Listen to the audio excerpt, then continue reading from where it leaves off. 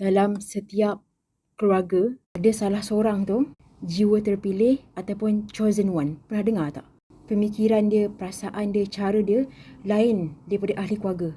Sebenarnya you yang tengah tengok video ni, you jiwa terpilih Allah hadirkan dekat dunia ni. Dan dalam keluarga toksik tu, kata diorang jahat, diorang pun tak sedar diorang buat benda tu. Sebab memang pattern daripada nenek moyang. Buat benda yang sama, buat benda yang sama. Tak ada siapa yang putuskan rantaian toksik tu. Tapi you boleh nampak.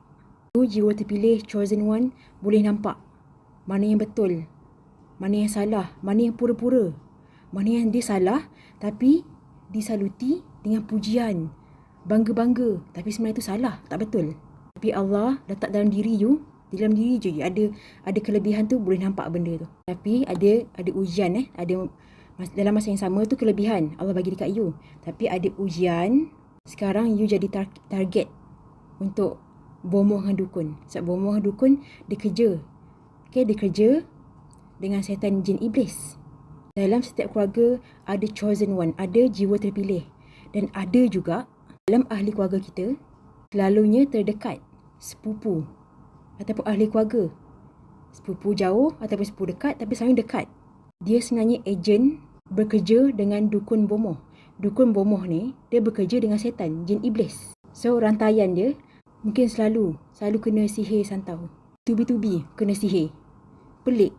Berbulan-bulan dah pergi berubat, dah jumpa perawat, kena lagi.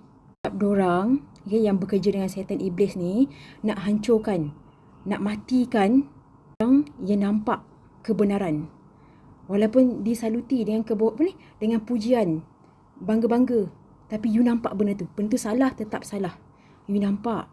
So benda ni, jin setan iblis, you lah target dia. Sebab tu selalu yang kena sihir santau ni kita dapat daripada ahli keluarga sendiri, daripada sepupu sendiri, sepupu dekat. Manis. Kenapa dia buat macam tu? Itulah misi dia, tujuan dia. Senang dia dapat report, dapat tahu macam mana keadaan you, apa you buat sekarang. Senang dia nak tolong dukun dengan bomoh, dengan jin iblis. Dia dapatkan barang-barang peribadi you, baju, kuku, rambut. Orang ni spy untuk dukun bomoh. Dukun bomoh pula bekerja dengan iblis, jin setan. Dalam macam kes Fiza, yang buat dekat Fiza, jin, dukun bomoh yang bekerja dengan setan, dengan iblis.